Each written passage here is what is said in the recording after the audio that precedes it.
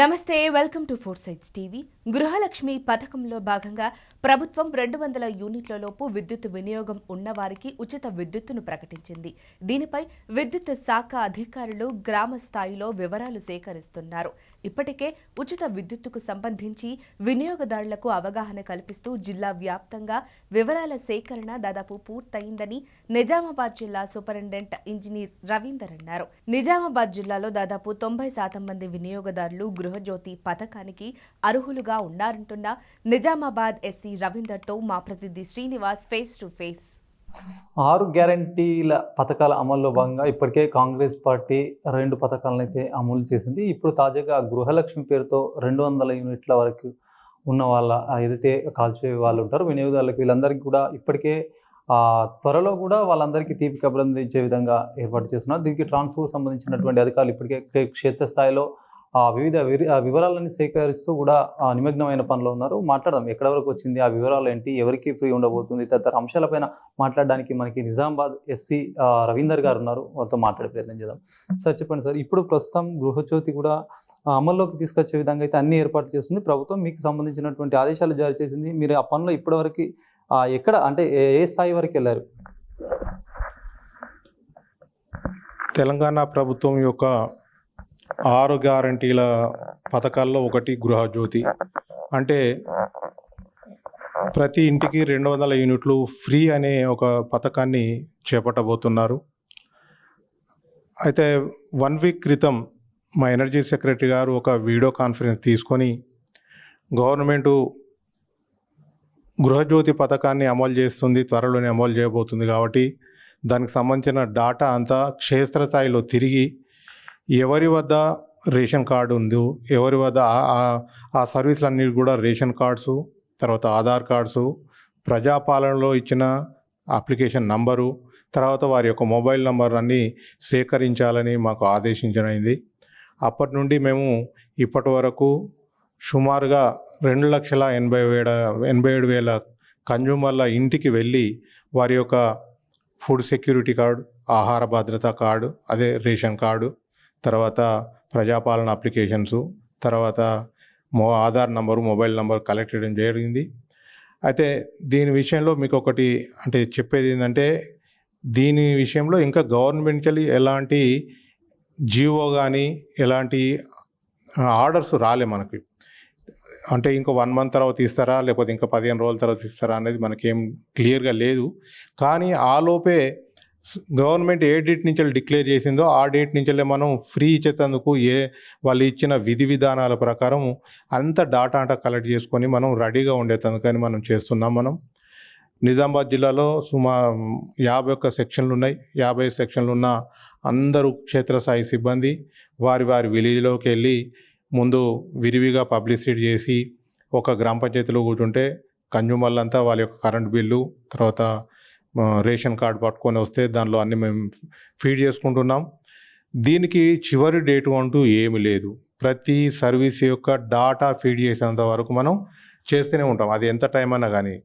మాకు ఏంటంటే గవర్నమెంట్ అంటే మా యొక్క యాజమాన్యం మా మీద తొందరగా కంప్లీట్ చేయాలి. ఎందుకంటే ఏ క్షణం నుంచి అయినా కానీ అది అమలు చేయాలంటే మనం అందరికీ ఇవ్వలేము.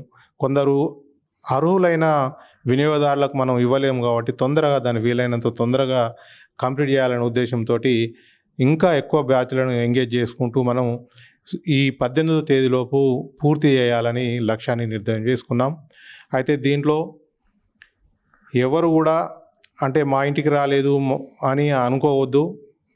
మీ గ్రామంలోకి వచ్చినప్పుడు ఒకవేళ మీరు ఇంట్లో లేకపోతే ఏదైనా ఊరికి వెళ్తే మీరు ఊరు నుంచి వచ్చిన తర్వాత మీ యొక్క దగ్గరలోని కరెంట్ ఆఫీస్కి వెళ్ళి మీ యొక్క ప్రజాపాలన అప్లికేషను, తర్వాత ration card number, Aadhaar number, మీ యొక్క మొబైల్ నంబర్ ఇస్తే మా వాళ్ళు సిస్టంలో ఫీడ్ చేసుకుంటారు కాబట్టి మీ యొక్క బాధ్యత తీరిపోతుంది.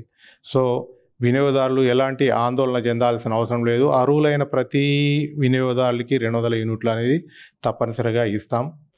దీనితో పాటే ఈ వినియోగదారులందరూ కూడా ఇప్పుడు రాబోయేది సమ్మర్, వినియోగదారులందరూ కూడా కరెంట్ బిల్లు కట్టేందుకు వచ్చినప్పుడు పెద్ద క్యూలు ఉంటాయి. ఐఆర్ఓ ఆఫీస్ పెద్ద క్యూలు ఉంటాయి. ఆ క్యూల నుంచి రక్షించుకోవాలంటే మీకు ఏకైక మార్గం ఏంటి అని అంటే డిజిటల్ పేమెంట్ ద్వారా చేయాలి. అంటే మీ యొక్క కరెంటు బిల్లును ఆన్లైన్లో చెల్లిస్తే టైం అనేది మనకు మిగులుతుంది. మీ యొక్క వేరే ఖర్చులు కూడా తగ్గుతాయి. కాబట్టి డిజిటల్ పేమెంట్స్ అంటే ఫర్ ఎగ్జాంపుల్ ఫోన్పే ద్వారా, పేటిఎం ద్వారా, టీ వాలెట్ ద్వారా, లేకపోతే బిల్ డెస్క్, ఇవన్నీ మార్గాలు ఉన్నాయి. దాంట్లో ఆ ఫోన్పే ఓపెన్ చేసి మీ యొక్క service number, unique service number అని ఉంటుంది. ఆ సర్వీస్ నెంబర్ ఎంటర్ చేయగానే మీ యొక్క బిల్లు యొక్క వివరాలు వస్తాయి. ఆ బిల్లు యొక్క వివరాలు చూసి ఆ పేరు మీదే అనుకుంటే పేమెంట్ ఆప్షన్లో వస్తుంది. పేమెంట్ కట్టగానే మీ బ్యాంక్ అకౌంట్ నుంచి వెళ్ళి మా అకౌంట్కి వచ్చేస్తాయి. మీ యొక్క సర్వీస్ పేమెంట్ అయినట్టుగా కనబడుతుంది. కాబట్టి ఇది ఒక సూచనగా అందరూ వినియోగదారులను గమనించి ఆ డిజిటల్ పేమెంట్స్ చేయాల్సిందిగా నేను విజ్ఞప్తి చేస్తూ ఉన్నాను. అయితే ఒకటి చెప్పండి, ఇప్పుడు ఉన్నటువంటి ఏదైతే నిజామాబాద్లో ఎంతమందికి మేలు చేకూర్చే ఈ పథకాల ద్వారా మీకు మేలు జరిగే అవకాశం ఉంటుంది? ఎంతవరకు ఇప్పటివరకు మీరు చేస్తారు? ఎన్ని మీటర్స్ ఉంటాయి మొత్తం మీద మన జిల్లాలో 5,51,000 మీటర్లు ఉన్నాయి. దాంట్లో ఈ కమర్షియల్ ఇన్స్టిట్యూట్, వాణిజ్య సముదాయాలు అవన్నీ తీసేస్తే మనకు ఓన్లీ గృహాలకు 4,87,000 గృహాలు ఉంటారు. మనకి గృహజ్యోతి అనేది ఓన్లీ గృహ వినియోగదారులు మాత్రమే అర్హులు, వాణిజ్య సంబంధించిన వాళ్ళకు అర్హులు కాదు. అయితే 4,85,000 కన్జ్యూమర్లలో 4,02,000 అర్హులు అవుతున్నారు. అంటే 200 యూనిట్ల లోపు 4,02,000 మంది ఉంటున్నారు మనకి. సో గవర్నమెంట్ ఈ డేట్ నుంచి అమలు చేయండి అంటే మనం ఆ డేట్ నుంచి అమలు చేస్తాం. ఆ 4,02,000 మందికి, అంటే నేను చెప్పేది 200 యూనిట్స్ లోపు వారికి మనం ఇచ్చేస్తాం. అది ఇప్పటి వరకు అంటే దాదాపుగా కూడా మీ ఏదైతే క్షేత్రస్థాయిలో వెళ్ళి అక్కడికి వెళ్తున్నారు వినియోగదారుల దగ్గరికి, ఇప్పటికి అయిపోయింది అంటారా పూర్తి? ఇంకా వాళ్ళకి ఏమన్నా మీరు సందేశం ఏమైనా ఇస్తారు? కొంతమంది ఇంటి దగ్గర లేని వాళ్ళు కూడా మీటర్లకి ఒక స్టిక్కర్ లాంటివి తమ వివరాలు అంటేయాలని చెప్పి కూడా ఇప్పటికే చెప్పిన నేపథ్యం, ఇంకా ఏమైనా చెప్పదలుచుకున్నారు? దీంట్లో మా క్షేత్రస్థాయి సిబ్బంది మీ ఊరికి వచ్చినప్పుడు, ఇంటింటికి తిరిగినప్పుడు మీరు లేకపోయినా ఆందోళన చెందాల్సిన అవసరం లేదు. దీనికి ఇంతకుముందే చెప్పినట్టు లాస్ట్ డేట్ అంటే ఏం లేదు. మీరు ఊరి నుంచి వచ్చిన తర్వాత, లేదంటే మీ యొక్క ఆధార్ కార్డు, రేషన్ కార్డు అంతా ట్రేస్ అవుట్ చేసిన తర్వాత దగ్గరలో ఉన్న కరెంట్ ఆఫీస్కి వెళ్తే తీసుకుంటారు, వాటిని ఫీడ్ చేస్తారు. లేదు మళ్ళొకసారి మీ దగ్గరికి, మీ ఊరికి మళ్ళీ పబ్లిసిటీ చేసి వస్తాం మనం, ఈరోజు పలానా టైంకి మీ ఊర్లో వస్తున్నాం కాబట్టి ఆ ఊరికి మీరు వచ్చినప్పుడు, మా వాళ్ళు వచ్చినప్పుడు మీరు అన్ని సిద్ధం చేసుకొని మాకు ఇచ్చేస్తే ఓకే, అది తీసేసుకుంటాం. దీంట్లో చివరి డేటు అంటే ఏమి లేదు. ఒకటి ముఖ్యంగా ఏదైతే పట్టణాలకైతే చుట్టుపక్కల నుంచి వచ్చి స్థిరపడే వాళ్ళు ఉంటారు, రెంటర్లు కూడా చాలామంది ఉంటారు. ఈ నేపథ్యంలో వాళ్ళకి స్పెసిఫిక్గా ఒక మీటర్ అనేది వాళ్ళ పేరు మీద ఉండదు. అలాంటి నేపథ్యంలో కిరాయిదారుల దగ్గర అయితే ఉంటారు, వాళ్ళకి కూడా ఏదైతే ఎవరైతే రెంటర్స్ ఉంటారో వాళ్ళకి ఏమైనా ఇది వర్తిస్తుందా అసలు? దీనిలో చాలా ఇంపార్టెంట్ పాయింట్ ఏంటంటే, ఆ ఇంట్లో ఉన్న కిరాయిదారులకు కూడా మనం ఇవ్వబోతున్నాం. కిరాయిదారు యొక్క ఇప్పుడు ఆ ఇంటి మీటరు యజమాని పేరు ఉంటుంది, దానిలో నేను కిరాయి ఉంటున్నాం. మనం మీకు food security card, ration card ఉంది కాబట్టి ఆ సర్వీస్కి అగెనిస్ట్గా మీ ఫుడ్ సెక్యూరిటీ కార్డు రేషన్ చేసుకుంటే మీకు తర్వాత మీకు ఆ మీటర్ మీద 200 యూనిట్లు ఫ్రీ వస్తుంది. కాబట్టి కిరాయిదారులకు కూడా ఇస్తున్నాం మనం దీనిలో. కాకపోతే ఏంటంటే మనకు ఇప్పటికున్న గైడ్లైన్స్ ప్రకారం ఒక్క రేషన్ కార్డుకు 1 మీటర్ మాత్రమే ఇస్తాం. ఒక్క రేషన్ కార్డుకు మనం నాకు ఇన్ని మీటర్లు ఉన్నాయి అన్ని మీటర్లకు ఇవ్వడం వీలు కాదు. ఒక్క రేషన్ కార్డుకు 1 మీటర్ వాళ్ళకు ఇస్తాం. అయితే సార్ ఇప్పుడు మళ్ళీ వాళ్ళు చేంజ్ అయ్యి ఇంకొక కూడా వెళ్ళే అవకాశాలు ఉంటాయి. అట్లాంటప్పుడు కూడా మళ్ళీ ఎట్లాంటి? ఎస్, ఇప్పుడు మీరు ప్రస్తుతం ఈ ఇంట్లో ఉన్నారు, కిరాయిదారు కాబట్టి మీకు ఇల్లు నచ్చకనో లేకపోతే ఓనరు పొమ్మంటునో మనం వేరే ఇంటికి పోతాం. సో మీరు వేరే ఇంటికి పోయినప్పుడు ఆ మీటర్ నెంబరు తీసుకొచ్చుకొని, నేను ఈ ఇంటి నుంచి ఈ ఇంటికి కిరాయి మారినాను కాబట్టి నాకు ఈ రేషన్ కార్డును ఈ సర్వీస్కి ఫీడ్ చేయండి అంటే మళ్ళీ దానికి సంబంధించిన ఎడిట్ చేసుకొని మళ్ళీ చేసేస్తాం. ఎప్పటిలాగా గృహజ్యోతి ఫ్రీ యూనిట్స్ వస్తాయి వాళ్ళకి.